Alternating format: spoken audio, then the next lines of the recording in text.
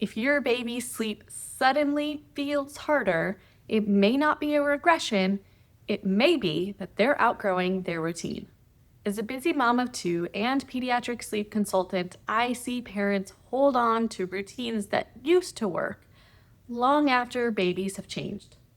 In this video, I'm breaking down the 5 signals that babies use to tell you it's time to adjust their routine and how to tell the difference between a phase and a true change, as well as what to do without starting over from scratch.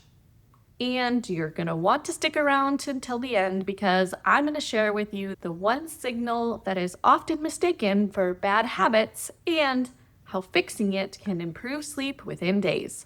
Signal number 1, they're now fighting sleep that used to be easy. If naps or bedtime suddenly feel like a battle, that's not defiance, it's data. When a routine no longer matches your baby's developmental needs, sleep pressure doesn't line up. That means your baby simply isn't tired yet, or is already overtired by the time that sleep happens. While most parents think that overtiredness should make them fall asleep faster, it actually works the opposite way. I'm sure you can think of a time yourself when you were just so tired. You laid down to sleep and wanted it so bad, but you just couldn't fall asleep. It's the same with babies.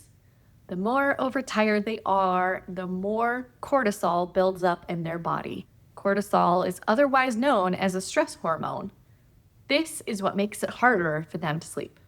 You might notice things like longer settling times, more rocking, just soothing, or a baby who pops up wide awake the second you try to put them down. These things often show up before nap transitions or when wake windows need adjusting. This is one place where using a sleep chart can help you see whether your baby's wake windows are still age appropriate. Grab my free one, links below. If sleep resistant is new and consistent for about 4 to 5 days in a row, it's usually a routine issue, not a phase. Small timing tweaks within about 15-minute increments can help make sleep feel easy again. Signal number 2, short naps or split nights start appearing. Have a typically great sleeper suddenly now taking 30-minute naps? Pay attention. When daytime sleep is mistimed, babies either can't connect sleep cycles during naps or they wake overnight ready to party. This often happens when babies are in that in-between stage. Not quite ready to drop a nap, but no longer tolerating the old schedule either. They may take short naps or wake early or even overnight. This is where parents often panic, but it's actually a window for adjustment, not sleep falling apart. Before cutting a nap completely, try stretching out wake windows slowly, something in about 15-minute increments, and cap naps strategically. If you want help knowing how far to stretch, grab my free sleep chart linked below. Show you age-appropriate wake windows so you're not left guessing. Signal number 3, early morning wakings become the norm. Early mornings are often the first signal and the most ignored. When a routine no longer fits, total sleep balance gets thrown off. Too much daytime sleep or wake windows that are just too short can push wake-ups earlier and earlier. If your baby is waking before 6 a.m. consistently and not resettling, it's usually a schedule mismatch, not hunger or habit. Quick question for you. What time is your baby waking lately? Drop it in the comments below. I read everyone and I would love to help make your mornings easier. Fixing early mornings almost always start during the day. Adjusting nap and wake windows is far more effective than battling mornings head-on.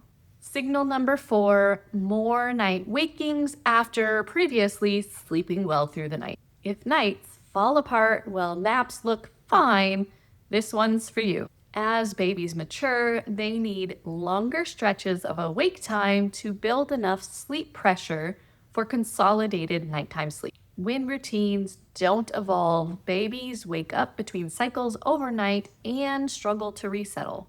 Parents often respond with more help when what's actually needed is just a routine shift. This is exactly why I created my free sleep chart linked below, so you can see whether your baby's schedule still supports nighttime sleep. Night wakings aren't always just a night problem.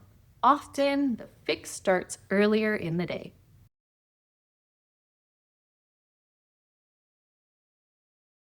Signal number 5, their mood is off even with enough total sleep. Fussy, clingy, or easily frustrated even after naps? When routines no longer align with development, babies can get stuck in a cycle of being slightly under or overtired all day long. This often looks like crankiness, meltdowns before naps, or needing more help to settle than was needed before. Parents assume it's a temperament issue, but often it's just timing. This is just your baby communicating. What used to work doesn't work anymore. Responding with small routine adjustments builds trust, not instinct. Remember that one signal that I mentioned at the beginning of the video that most parents often misread? It's finding sleep that used to be easy. And now, when you just adjust the routine instead of forcing sleep, things often improve fast. Routines aren't meant to be permanent. They're meant to evolve with your baby. If you're unsure whether to change or hold steady, start with data, not guesswork. Don't forget to download my free sleep chart below and let it guide your next move with confidence. You're not doing anything wrong. Your baby is just growing. Now that you know the 5 signals babies use to tell you that they're outgrowing their routine, you might be wanting to learn more about improving their routine. But how do you do that? It all starts by watching this video next. Because when you pair what you just learned with what's in this video, it's way more powerful.